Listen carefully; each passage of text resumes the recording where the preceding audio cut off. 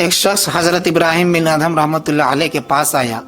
نوجوان تک کہتا ہے حضرت گناہ کا مرتکب ہوتا ہوں، چھوڑا بھی نہیں جا سکتا، ڈر بھی لگتا ہے کہ عذاب ہوگا، تو کوئی طریقہ بتا دے کہ میں عذاب سے بچ جاؤں اور گناہ بھی کرتا رہوں۔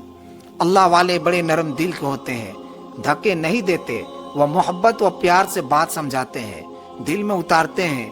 حضرت نے فرمایا ہاں میں تجھے طریقہ بتاتا ہوں۔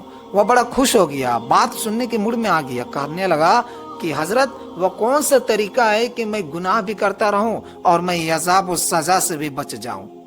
آپ نے فرمایا کہ بھائی پہلی تجویز تو یہ ہے کہ اگر گناہ کرنا ہی ہے تو اللہ رب العزت کی نگاہوں سے اوجھل ہو کر لیا کرو۔ اب وہ سوچتا رہ گیا، کہنے لگا حضرت یہ کیسے ممکن ہے کہ میں اللہ رب العزت کی نگاہوں سے اوجھل ہو کر گناہ کروں؟ یہ تو ممکن ہی نہیں۔ حضرت نے فرمایا پھر دوسری تجویز یہ ہے کہ تم رزق کھانا چھوڑ دو، اللہ سے کہہ دینا کہ نہ تمہارا کھانا کھاتا تھا اور نہ تمہاری بات مانتا تھا۔ اس نے کہا حضرت یہ کیسے ممکن ہے کہ میں کھانا چھوڑ دوں، میں پھر زندہ کیسے رہوں گا؟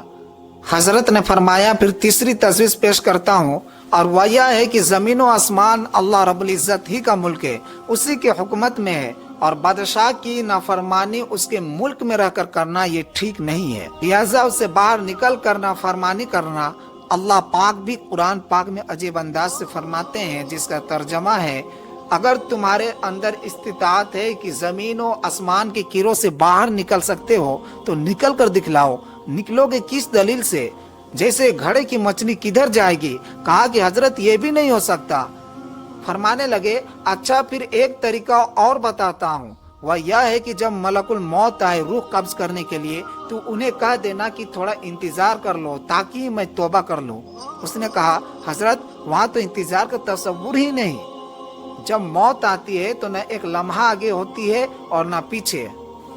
فرمایا ایک طریقہ اور بتاتا ہوں، وہ یہ ہے کہ جب قبر میں تم کو دفن کر دیا جائے اور اس وقت منکر نکیر آئے تم سے سوال پوچھنے کے لیے، تم کہہ دینا، آج کل لوگ لکھ کر لگا دیتے ہیں تو تم بھی کہہ دینا کہ بغیر اجازت کیوں آئے؟ اس نے کہا حضرت میں ان کو کیسے منع کر سکتا ہوں؟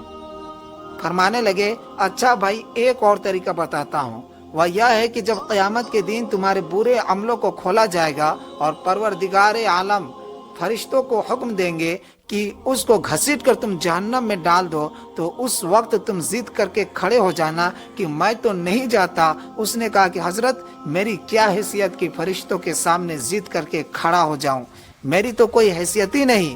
اب لوہا گرم تھا اور چوٹ لگانے کا وقت تھا۔ حضرت نے فرمایا کہ اے بھائی جب تیرے حیثیت ہی کوئی نہیں تو اتنے بڑے پروردگار کی نافرمانی کیوں کرتا ہے؟ کہنے لگا حضرت آج سے میں گناہوں سے توبہ کرتا ہوں اور آج کے بعد وعدہ کرتا ہوں کہ اپنے اللہ کی نافرمانی نہیں کروں گا۔ اللہ رب العزت بھی ہمیں سچی توبہ کی توفیق عطا فرمائے۔